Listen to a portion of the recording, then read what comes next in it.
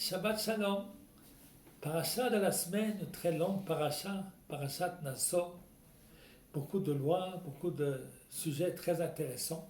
Nous allons nous attarder sur un tout petit point, qui n'est pas l'essentiel de la paracha. Mais c'est de cette paracha que l'on apprend la mitzvah pour les dames mariées de se couvrir la tête. Pourquoi? Parce que dans cette paracha, nous avons l'histoire de la femme infidèle qui est soupçonnée, il y a des témoins qui l'ont vue s'isoler, etc. Et alors il y a toute une cérémonie pour essayer de savoir si, de manière miraculeuse, si vraiment elle est coupable ou pas. Et dans cette cérémonie, la Torah nous dit Upara Rosh Haisha, c'est-à-dire qu'on découvre la tête, c'est-à-dire on monte le chapeau, le couvre-chef de cette femme. Alors la Gemara dit, de cette Gemara, on peut apprendre que normalement une femme juive a la tête couverte.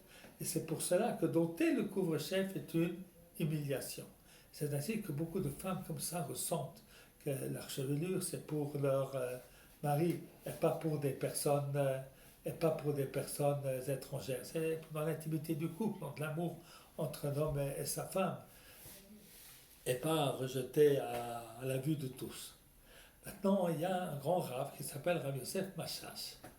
À l'époque, il était en Algérie, au Maroc, et il y avait beaucoup de femmes ne respectaient plus cette halakha. Alors il a essayé de trouver un héter, une autorisation, de trouver l'imoutzrut, de dire voilà.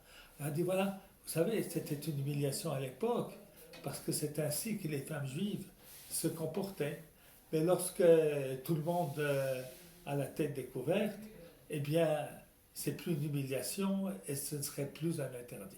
Alors, cette opinion n'a pas été acceptée, mais il est tellement important de savoir qu'il y a des rabbinim qui essayent toujours de trouver et de défendre le peuple d'Israël comme il est assez important à la veille de Shavuot.